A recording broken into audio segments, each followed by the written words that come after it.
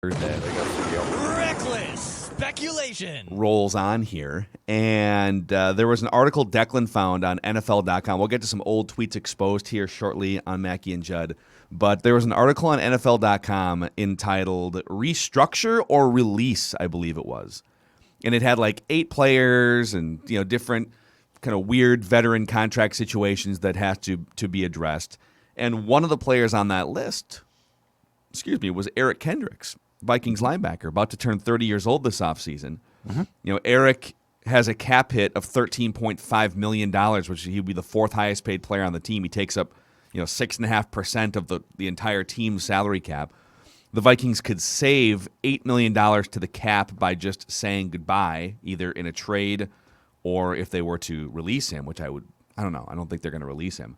But I think it's kind of a fun game, and we talk so much Kirk Cousins because there's just new things on a daily basis, and it's such a fascinating time to be following the Vikings offseason moves. But let's play release or restructure, or let's call it restructure or release/trade, because I don't think you're just gonna release these guys. But okay. Are you planning on just saying, all right, we're going to say goodbye or trade this player and save cap space? Sure.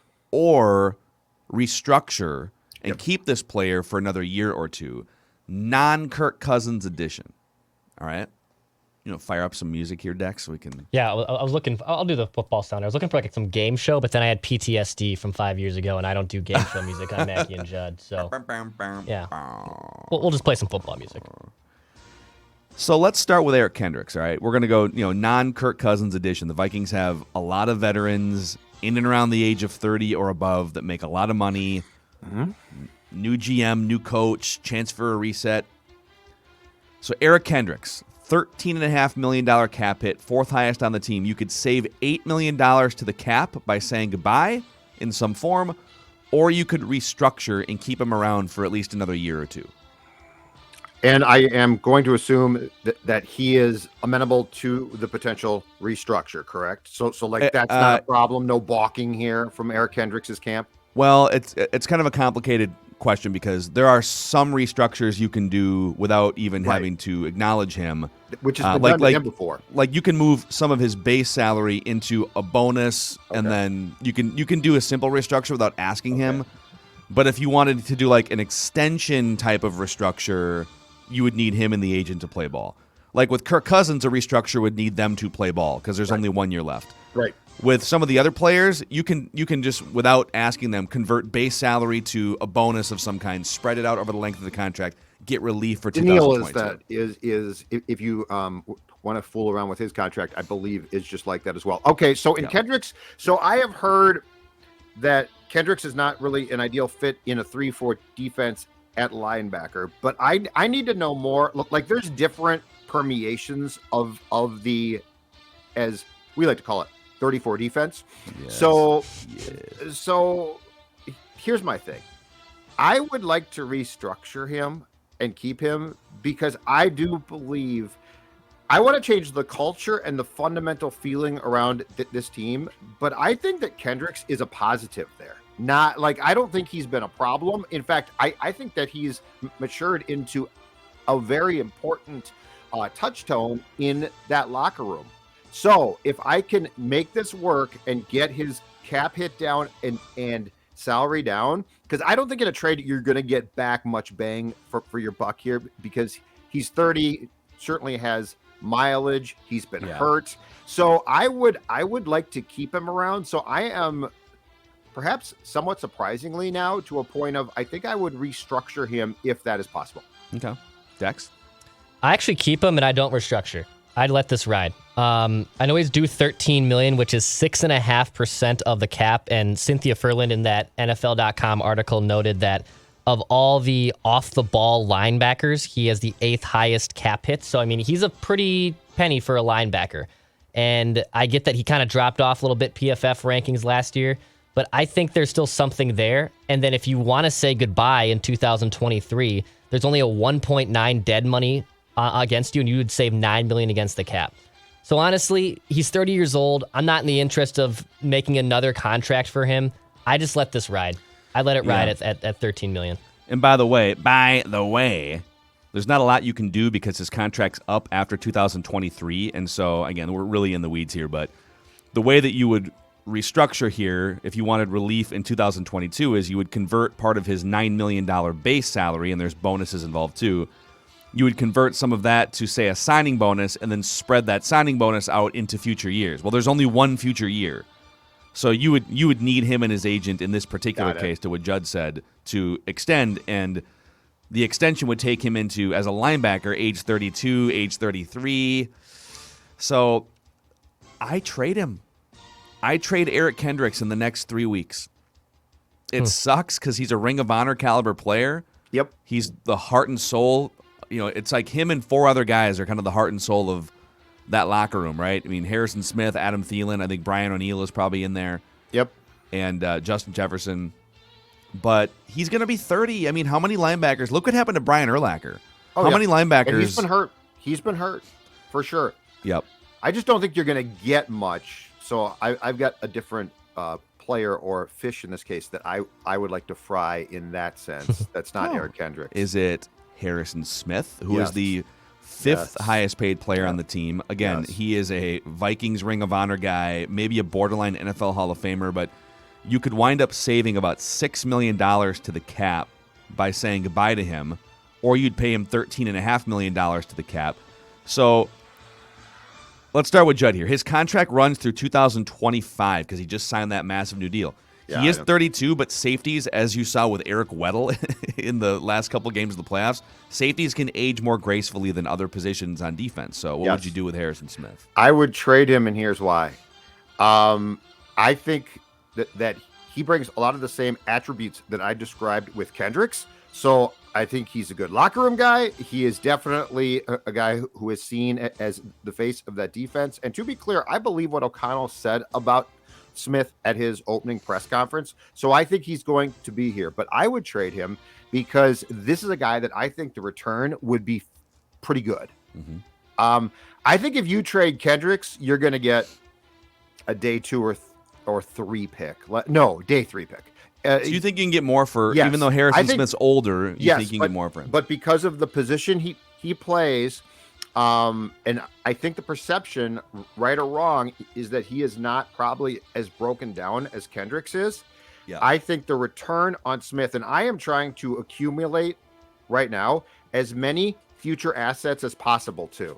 So in this case, I am trading Smith based on the fact that I think that if you are a Super Bowl contender and need help defensively, Hitman Harry, he can help you. You want Hitman. That's why. I want to provide some clarification here too, because I think a lot of people that, you watch the games and it's not always easy to tell when a defensive player like a linebacker has lost a step. You see Kendricks making plays, you see the tackle totals, right? Like I think he had a career high in tackles this season. He had over 100 tackles. But when you dig a little deeper, Pro Football Focus does this. He had the lowest PFF grade since his rookie season this year. Yep. He was a below average linebacker according to Pro Football Focus, and some of that was he was banged up. I mean, he was elite as recently as 2 years ago and 3 years ago. But it's just when a guy drops off like that and experiences injuries, and he's 30. So, Dex, what would you do with Harrison Smith? The funny thing is with Harrison is he is the definition of what Kevin O'Connell wants to accomplish on offense from his illusion of complexity. Yeah. That is Harrison Smith. He literally gives the illusion of complexity. You hear Aaron Rodgers talk about him all the time. Like Rodgers calls him one of the best defensive players in the NFL. The issue here is if you trade him, and can you do that, post June 1st designation? Because if you can figure out something like that, it would save you a lot more money against the cap. Because right now, if you trade him, I believe pre-June 1, according to Over the Cap, you have $7 million dead money and $5 million cap savings. So that would be a negative, right? Like I don't want to do that. So can you figure out a way to make it a post-June 1 designation? Because I'm with Judd, I think you can get something. But it doesn't help you. But the problem with that, and correct me if I'm wrong here, is it doesn't help you for this year's free agent cycle. So you would not get the cap savings for this year's free agent cycle, which is in March. And then you wouldn't have Harrison Smith also in 2022. Right. Got it. So I feel like he's the type of dude that if you're going to do it now, like in the next 2 weeks. But you would have potentially through that trade future assets, which I think is the thing that is not being focused on enough in discussions, is what can you get for the future? Kendricks, not much. Smith, potentially a decent return. And I'm intent on two things: cleaning up the cap, which is going to be a gradual process, and also accumulating assets for 2023 and beyond in draft picks that I can then bundle and wait for it, move up in drafts, move up Shocking, in a first round. I know shocking. it's allowed. I found out. I looked it up last night. So Harrison Smith is still an excellent player. He's, maybe he's not what he was 2 years ago, but he is still one of the 7 to 10 best safeties in the NFL. I'm not gonna, unless I get blown away with a trade, I am more likely to potentially restructure or just kind of ride this out year to year. So the good news is after 2022, then the savings become, so his cap hits go up, but the savings also become greater. So you can, to me, the decision is after 2022 with him, unless someone blows me away. In 2023, I can start to save like $12 million a year in cap space with him. So I keep Harrison Smith, unless I get blown away by someone wants to give me a first-round pick or a second-round pick or something. Going to ask. What's your definition of blown away in a trade-off for Harrison A Smith? high second-round pick or better? Okay. But I think, here's the thing, because I'm also thinking about 2023-24. I think he can play a key role when you come back up the mountain in 2023. He's the type of dude that might be able to play into his mid to late 30s. And so I'm not just looking to kick him off the team. I like him a lot, but he plays a position I can find good players for cheaper. That's fair. Running backs, safeties, I can find safeties. Okay. I just got rid of a linebacker, so I'm a little more comfortable with And no, and I look, I'm all about culture and future assets and dismantling this roster while setting a new tone, CEO. For the Vikings franchise, he's not part of the bad part of the tone. I just said though, assets. I want assets for the future, and he's helping me get those. Okay. Harrison, we appreciate you. And by the way, you're going to a team where you can win a Super Bowl, my man. This is the greatest day of your life. You enjoy that parade, because we here in Minnesota are hitting a reset. All right, I'm going to give you one more for now. Daniil Hunter, we talked about a little bit with Doogie, and we've done some episodes on him, but I'll give you this one because Doogie brought him up. Yes. 32-year-old Adam Thielen. So he has a $16.8 million cap hit, one of the 3 highest on the team. You could, the savings aren't that great. You could save about $5.5 million by saying goodbye this year. Yeah. Okay. Yep. He's got 3 more years left on the contract through 2024. He'll be 34 years old at the end of the contract. What would you do? I'm going to restructure him because, 1, it's quite clear he'll do it. And 2, he again is a player who I think if you took him to the market and tried to trade him, you wouldn't get much. And I don't want to release him. So he'll basically probably allow you to nickel and dime him in a contract for the rest of his career here. So I'm going to abuse the fact that he's from here, probably desperate to stay is my guess. And I'm going to, until he's completely fried, just continue to bring his contract down and make it work for me. Because he's definitely a threat.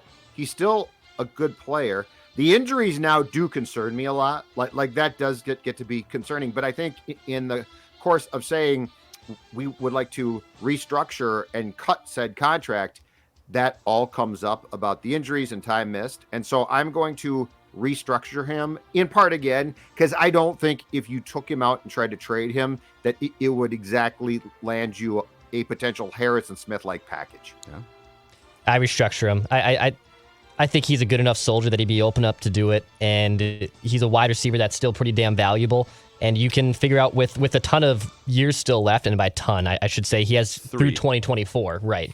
So he's 47 still, years left on his Minnesota contract. So when he's into his 40s, we can keep kicking this can down the road. I think this one makes the most sense in terms of the restructures of the 3 guys. I think it makes the most sense to restructure Adam Thielen. And so this is another one where I don't even you could do some sort of extension restructure, but probably not with 3 years left on the contract. So this is the type of player where the front office can just restructure without the permission of the player. I'm 95% sure on that with Thielen. You could convert his, he has like a $12, $13 million base salary. You could convert a chunk of that to a signing bonus and spread it out through the remaining years of the contract to get relief for 2022 if you wanted to. You know what I'd like here, though? Just a flat-out pay cut. Like, I want to cut his pay. Like, I don't want to pay him. I don't want to be like, we'll kick the can down the road. Yeah. I want him to take less. Like, if he's like, I'm not taking less, I'd be like, okay, cool, go play for the Packers, dude.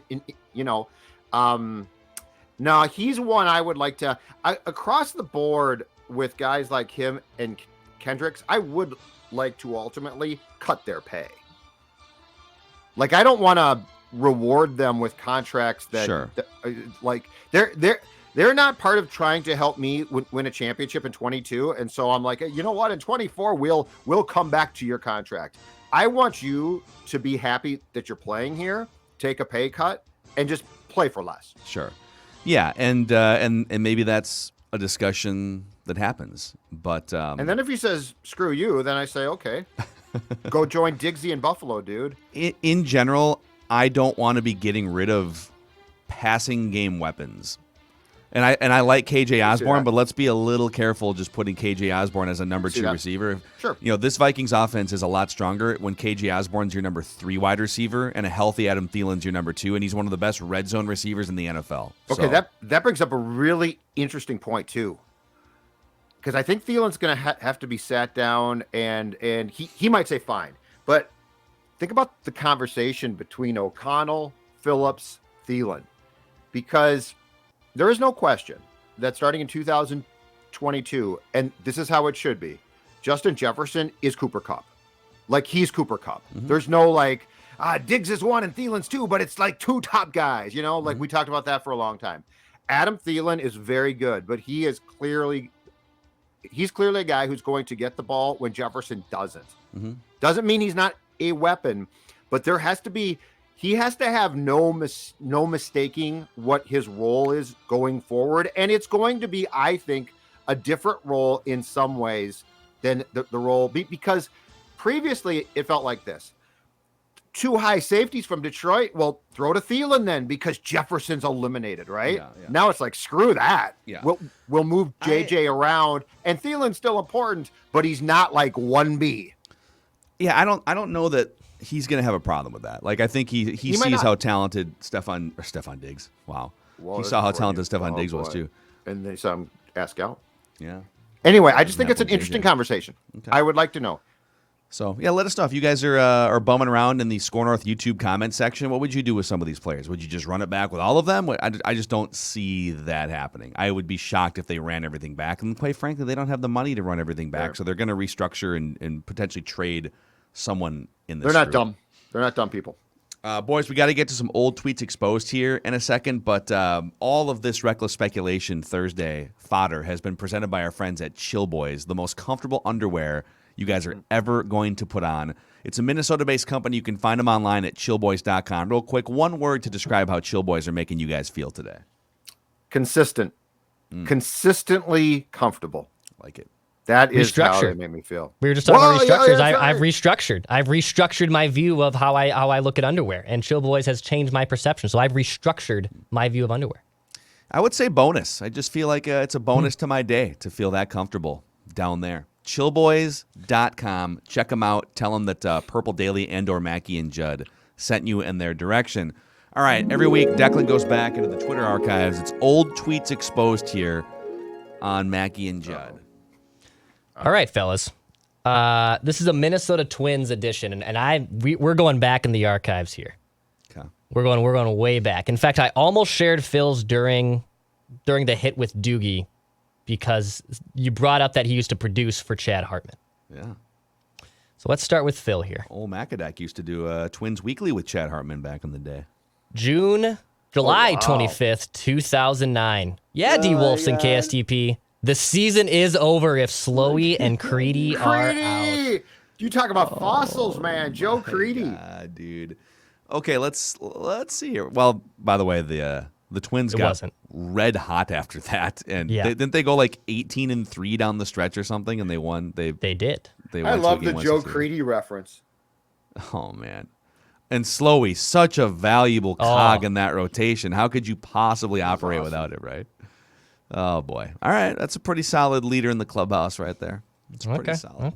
Okay. But don't say that you're going to win yet, CEO, because I could have something equally or more stupid. That was also like, and Dex could have been drunk. I joined Twitter in the spring of 2009, so that was like one of the first, I don't know, 100 tweets I probably ever sent. I joined in 2009, but I can't remember what time of year I joined it. It might have been Viking season for the Star Tribune for AccessVikings.com. Mm-hmm. All right, Judley.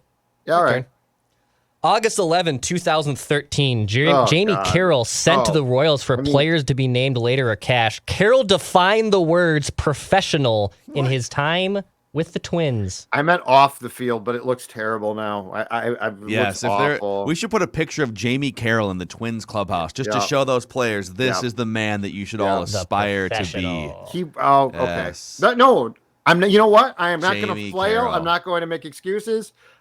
This tweet's embarrassing. Look at that, dude. But he did have a corner locker. He did get the corner locker because they had no one else to give the corner locker to. Danny Valencia asked for one of those corner lockers around that time. It was like 2011. I think they traded. What happened? They probably traded him an hour after. They traded. I think it was Kadire had signed with. That's what happened. Kadire signed with the Rockies, and like 5 seconds later, Valencia texted one of the clubhouse attendants. That's my corner locker now, right? They're like, no, dude. No. It's not. Well, speak of the devil, from me, April 4th, 2012, quote, with Valencia and Parmalee hitting at the bottom of your lineup, you've got to feel pretty good. Hashtag correct in all caps. Swag out. When in doubt, swag out. Swag. Swaggy V. Okay, this is an awful edition of Old I think we have a winner, though, right? I mean, it's got to be Declan. Chris Parmalee. And the probably, because I'm quoting this, I'm sure Bramer said this, and I was just all in. This is when I probably was still having my Bramer goggles on, and I loved what he was saying, so I was probably sipping some Kool-Aid. This would have been freshman year of college for me, April of 2012. So this is an East Coast game. This is like beginning of the season. Yeah. This is an Eastern time zone game. Probably I think they played the Orioles every year to start the season. Oh, I think you know what? I think you're right, Phil. In fact, random season recall here. I'll bet you that this was probably during the first inning of a Twins Orioles game. It might have been. It might have been opening day. All right, one sec. 2012 Twins reference. All right. Oh wait, April. Wait. If it is, I've got a guess on the starting pitcher for Baltimore that day.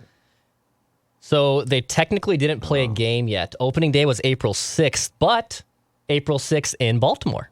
And I believe it's a game that Jake Arrieta started for the Orioles. Bingo, Judd. Yes. Wow. Yes! Wow. Wow, Yes! dude. Wow, dude. Yes. Season recall, dude. And I think by Pavano 2013 versus Arrieta. God, I love Pavano. Okay, what else can you remember about? In fact, I won't even pull it up. I think it went to extra innings. Here too. I think it went to extra innings. It did not. It did not go to extra innings. It didn't. It did not. Jim Johnson got the save for the Orioles. I'll just go through. Okay, all right, who else can you name from that Twins lineup? Opening day lineup in Baltimore, 2012. 2012. Jamie Carroll is one of them. Yeah. Mm-hmm. So it was Jamie. Of course he batted second. Such a Gardenhire thing. Put the slap hitting middle infielder in the Slappy. Joe behind the plate. Yep. Morneau at first. DH. No. DH. Okay. Was Parmalee at first or in? Okay. Parmalee was at first. Who was Valencia? Obviously. Yeah. So he's. We need right field, left field, and shortstop. We need the whole outfield. Yeah. And we need a. Carroll was the shortstop. We need a second baseman. Oh, okay. So, who was the little guy that played second base around that time? Not Rivas. Oh God, who was You're on it. Yeah. Casilla. Yeah. Alexi Casilla. Yeah. Alexi Casilla. The outfield. Oh God, it was probably eminently forgettable in 2012. It was not. Oh really? All of these guys are. None of these guys are obscure. 2012. Was Kadire still there? No. Nope, he had Okay. signed with the Rockies. Who was in center field, Judd? You get this one. I'm gonna kick myself if I don't. You pulled Jake Arrieta. Yeah, no, I in know, because Baltimore. some stuff sticks in my mind. But post COVID, it's tough. J.J. Hardy was the Orioles shortstop in this game. Yeah, He reached base 3 times. Great season. All right, I give who? Denard Span, Oh, okay. Josh Willingham, and Ryan Domit. Oh, Josh Willingham. The Twins used 3 pitchers in this game: Carl Pavano, Wait, Jeff Gray, and Brian Dunsing. Ryan Domit was in right field. Yeah, he played like right field, first base, catcher. Yeah, God, he's a weird dude. played everywhere. Such a weird guy. So, all right, there it is. Wow. Okay, all right. Little random Old season tweets recall on a exposed Thursday and with old random tweets season exposed. recall. Look at all the games we're playing. Yep. What more Well, do you thanks, want from Dex. us? All right, we'll see you guys for a little feedback Friday on Mackie and Judd. Tomorrow, Purple Daily. Some interesting things being said about Kirk Cousins. Interesting stats have come out from Pro Football Focus that might sway some people's thoughts one way or the other. So we'll do that on Purple Daily today. See you guys.